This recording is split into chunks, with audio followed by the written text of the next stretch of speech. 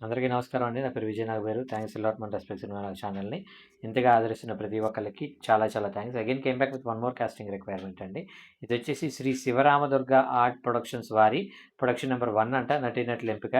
ఆసక్తి గల 12 నుండి 60 సంవత్సరాల వయసు గల పిల్లలు, యువకులు మరియు పెద్దవారు ఈ క్రింది అడ్రస్‌కి సంప్రదించగలరు. ఉదయం 9 గంటల 30 నిమిషాల నుండి సాయంత్రం 4 గంటల 30 నిమిషాల వరకు అని అంటున్నారు. అయితే వీళ్ళ అడ్రస్ ఏంటి, వీళ్ళ కాంటాక్ట్ నెంబర్స్ ఏంటి అనేది నేను మీకు చెప్పే ప్రయత్నం చేస్తాను. దానికంటే ముందు మన సబ్స్క్రైబర్లు అడిగిన ప్రతి ప్రశ్నకి సమాధానం చెప్పడం అనేది మన బాధ్యత. కాబట్టి మన సబ్స్క్రైబర్స్ కాదండి, మన నరేష్ నాయుడు ఎవరైతే ఉన్నారో ఆ నరేష్ నాయుడుకి అప్పుడప్పుడు కొన్ని చిలిపి డౌట్లు, నన్ను హింసించే డౌట్లు, నన్ను ఇబ్బందులు పెట్టే డౌట్లు వస్తూ ఉంటాయి. ఆయన ఏమడిగాడు అంటే, అఖండ సినిమా రిలీజ్ ఆగిపోయింది కదా సార్, సో ఆ రిలీజ్ ఆగిపోయింది కాబట్టి దాని గురించి మీ ఒపీనియన్ ఏంటి అని అడగటం జరిగింది. ఇక్కడ నరేష్ నాయుడుతో పాటు నేను మీ అందరికీ చెప్పేది ఏంటంటే, వీళ్ళు గతంలో కొన్ని సినిమాలు చేశారండి. ఇప్పుడు నమో వెంకటేశ కావచ్చు, దూకుడు కావచ్చు, వన్ నేనొక్కడినే కావచ్చు, ఆగడు కావచ్చు, లెజెండ్ కావచ్చు, నానిది కృష్ణగాడి వీరప్రేమ గాథ, హైపరు, లై, అలాగే వాల్మీకి, శ్రీకారం, సర్కార్ వారి పాట, ఇప్పుడు అఖండ 2 ఈ సినిమాలన్నిటికీ వీళ్ళు ప్రొడ్యూసర్. అయితే వీళ్ళు ఈ ఆగడు, వన్ నేనొక్కడినే సినిమా టైంలో వీళ్ళు హీరోస్ ఎంటర్టైన్మెంట్స్ అని ఒక ప్రతిష్టాత్మకమైన ఒక ప్రొడక్షన్ హౌస్ తోటి వీళ్ళు కొలాబరేట్ అయ్యి ఉన్నారు. కొలాబరేట్ అయినప్పుడు వాళ్ళకి ఒక పర్టికులర్ అమౌంట్ అనేది ఇవ్వాల్సింది. అయితే వీళ్ళు ఇవ్వలేదు. ఇవ్వకుండా దాన్ని ఏదో కొన్ని రకాల కారణాల వల్ల 20 క్రోర్సో 25 క్రోర్సో ఏదో ఆపారు అని విన్నాను. అయితే ఆ తర్వాత ఏమైంది అంటే, అది ఇప్పుడు వడ్డీలు పెరుక్కొని ధర్మ వడ్డీ, చక్రవడ్డీ, భూచక్రవడ్డీ, విష్ణు చక్రవడ్డీ ఇలాగ అన్ని వడ్డీలు కలుపుకొని అది సమ్‌వేర్ అబౌట్ 70 క్రోర్స్ వరకు వెళ్ళిందంట. 70 క్రోర్స్ వరకు వెళ్ళిన తర్వాత హీరోస్ ఎంటర్టైన్మెంట్స్ అనేది ఇప్పుడు అఖండ 2 లాంటి ఒక ప్రతిష్టాత్మకమైన పాన్ వరల్డ్ సినిమా వస్తున్నప్పుడు నా 70 కోట్లు నాకు క్లియర్ చేసి నువ్వు సినిమా రిలీజ్ చేసుకొని వాళ్ళు కోర్టుకెళ్ళారు. కోర్టుకెళ్ళేసరికి ఏమైంది, కోర్టు కరెక్ట్‌గా ఇది రిలీజ్ టైంకి బ్రేక్ చేసింది. బ్రేక్ చేసి వాళ్ళకి 70 కోట్లు కడితే మాత్రమే వీళ్ళు సినిమా రిలీజ్ చేసుకోవడానికి యాక్సెస్ ఉంటుందని చెప్పడం జరిగింది.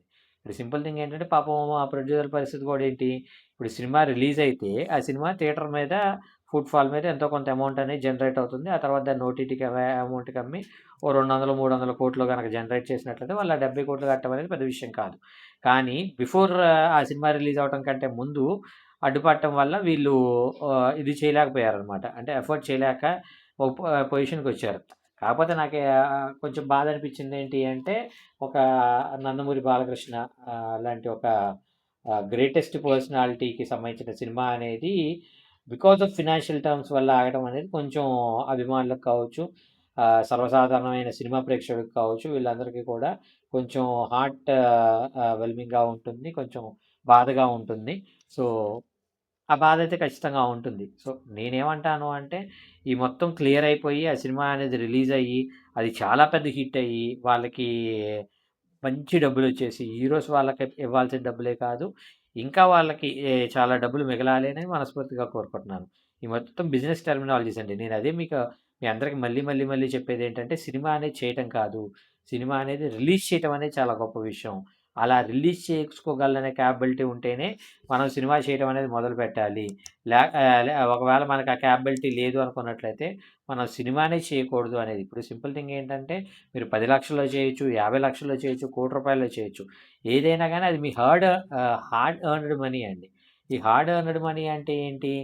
మీరు ఆ ₹1,00,00,000తోటి ఒక మంచి ఇల్లు కొనుక్కోవచ్చు. లేదంటే ఒక చిన్న సైజ్ ఇల్లు కొనుక్కొని, ఒక కార్ కొనుక్కోవచ్చు. భార్య పిల్లల్ని ఏదైనా ఫారెన్ ట్రిప్‌కి తీసుకెళ్ళొచ్చు. ఏం కాకుండా మీరు ఒక సినిమా చేస్తున్నారు.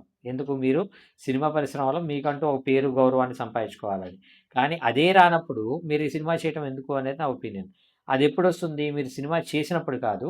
సినిమాని రిలీజ్ చేసినప్పుడు మాత్రమే వస్తుంది అనేది నేను ప్రగాఢంగా నమ్మేది. దీని గురించి డీటెయిల్‌గా నెక్స్ట్ వీడియోలో చెప్పుకునే ప్రయత్నం చేద్దాం. So, getting back to the casting requirement, ఇదెక్కడ అనేది చెప్తాను. దానికంటే ముందు వీళ్ళ కాంటాక్ట్ నెంబర్ వచ్చేసి 7674993568. ఐ రిపీట్, సెకండ్ నెంబర్ వచ్చేసి 9989968246. ఇది వీళ్ళ 2 నెంబర్లండి. అయితే ఇది ఎక్కడ జరుగుతుంది ఆడిషన్స్ అంటే, శ్రీకాకుళంలో